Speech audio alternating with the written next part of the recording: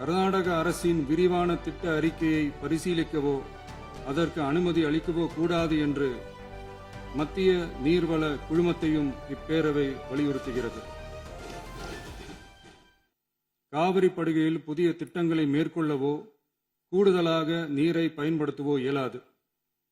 காவிரி பிரச்சனை இரு மாநிலங்களின் உணர்வு பூர்வமான பிரச்சனையாகும். ஆதலால் கர்நாடக அரசு மேகதாதுவிலோ அல்லது காவிரி படுகையில் வேறு எந்த இடத்திலோ அணை அல்லது எவ்வித புதிய நீர்த்தேக்க திட்டத்தை பிற படுகை மாநிலங்களின் இசைவு இன்றியும் ஒன்றிய அரசின் ஒப்புதல் இல்லாமலும் மேற்கொள்ளக்கூடாது என கர்நாடக அரசினை அறிவுறுத்துமாறு ஒன்றிய அரசை பேரவை வலியுறுத்துகிறது. கர்நாடக அரசின் விரிவான திட்ட அறிக்கையை பரிசீலிக்கவோ அதற்கு அனுமதி அளிக்கவோ கூடாது என்று மத்திய நீர்வள குழுமத்தையும் இப்பேரவை வலியுறுத்துகிறது. கர்நாடக அரசின் இந்த முயற்சியை முறியடித்து தமிழக விவசாயிகள் நலனை பாதுகாத்திட தமிழ்நாடு அரசு எடுக்கும் அனைத்து நடவடிக்கைகளுக்கும் இப்பேரவை தனது ஆதரவை ஒருமனதாக தெரிவித்துக் கொள்கிறது என்னும் இத்தீர்மானத்தை நான் முன்மொழிகிறேன். இதை மாண்புமிகு உறுப்பினர்கள் முழு மனதோடு ஆதரிக்க வேண்டும் என்றும் அன்புடன் கேட்டுக்கொள்கிறேன். மாண்புமிகு அமைச்சர் திரு இரா ராஜேஷ்குமார் அவர்கள். மாண்புமிகு பேரவைத் தலைவர் அவர்களே, மாண்புமிகு தமிழ்நாடு முதல்வர் அவர்கள் முன்மொழிந்துள்ள அரசினர் தனி தீர்மானத்தை காங்கிரஸ் கட்சியின் சார்பில் முழு மனதோடு ஆதரிக்கிறோம்.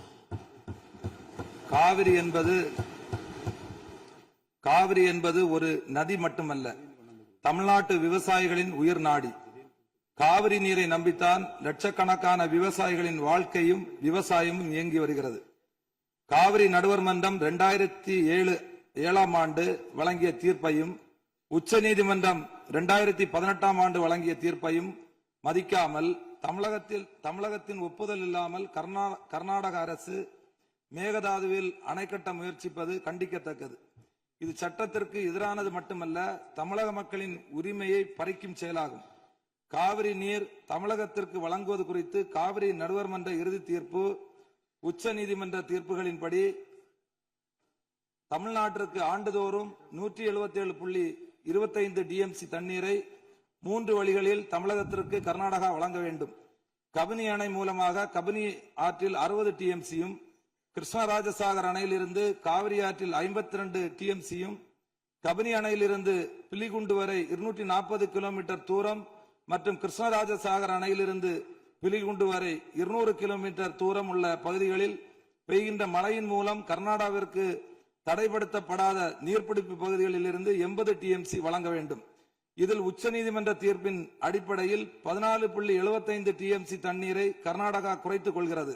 ஆனால் நடைமுறையில் மேலே உள்ள இரு அணைகளின் முழு கொள்ளளவு நிரம்பிய பின்னர்தான் கர்நாடக அரசு தமிழகத்திற்கு தண்ணீர் வழங்கி வருகிறது. தடைப்படுத்தப்படாத நீர்பிடிப்பு பகுதியில் இருந்து தமிழகத்திற்கு வருகின்ற நீரை தடுத்து 4 கிலோமீட்டர் முன்னதாக 67.15 டிஎம்சி கொள்ளளவு உள்ள மேகதாது அணை கட்டுவது உச்சநீதிமன்ற தீர்ப்பிற்கு எதிரானதாகும். இது தமிழகத்தை வஞ்சிக்கும் செயலாகும். மேகதாது அணை கட்ட விரிவான திட்ட அறிக்கை தயாரித்திட கர்நாடக அரசு உச்சநீதிமன்றத்தில் அனுமதி வழங்கியுள்ளது. இது தவறான செயலாகும். சுமார் 67 டிஎம்சி தண்ணீரை தேக்கி வைக்கும் இந்த திட்டம் செயல்படுத்தப்பட்டால் ஏற்கனவே தண்ணீருக்காக போராடும் காவிரி டெல்டா விவசாயிகள் கடுமையாக பாதிக்கப்படுவார்கள். தஞ்சாவூர், திருவாரூர், நாகப்பட்டினம், மயிலாடுதுறை உள்ளிட்ட விவசாய மாவட்டங்களின் எதிர்காலமே கேள்விக்குறியாகும்.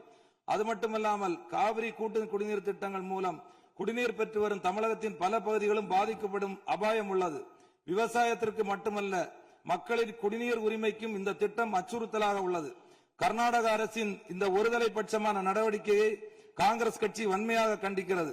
தமிழக விவசாயிகளின் உரிமையை பாதுகாப்பதிலும் காவிரி நீர்ப்பாசன விவசாயிகளின் வாழ்வாதாரத்தை காப்பதிலும் காங்கிரஸ் கட்சி என்றும் உறுதியாக நிற்கும். எனவே மேகதாது அணைக்கு எந்தவித அனுமதியும் வழங்கக்கூடாது.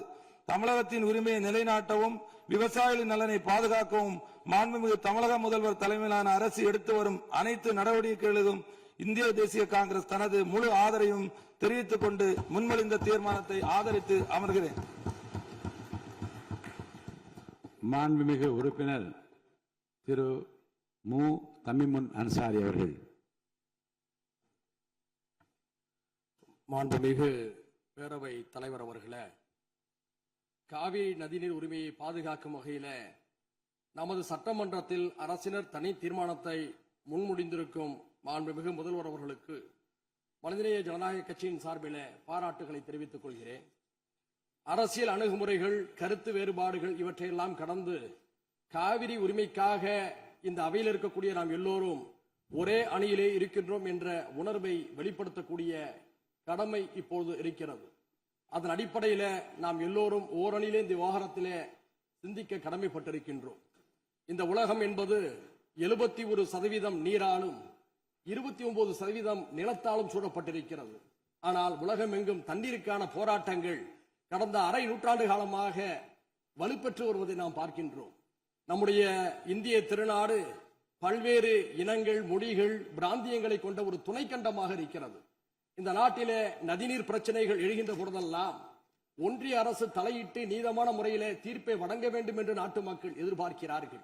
ஏனென்று சொன்னால், ஒரே நாட்டிலே வாழக்கூடிய ஒரே நாடாளுமன்ற தத்துவத்தை ஏற்றுக்கொண்ட நமக்கு மத்தியிலே நதிநீர் பிரச்சனையின் காரணமாக பிளவு ஏற்பட்டுவிடக் கூடாது என்ற அச்ச உணர்வு ஜனநாயக சக்திகள் எல்லோருக்குமே இருக்கிறது.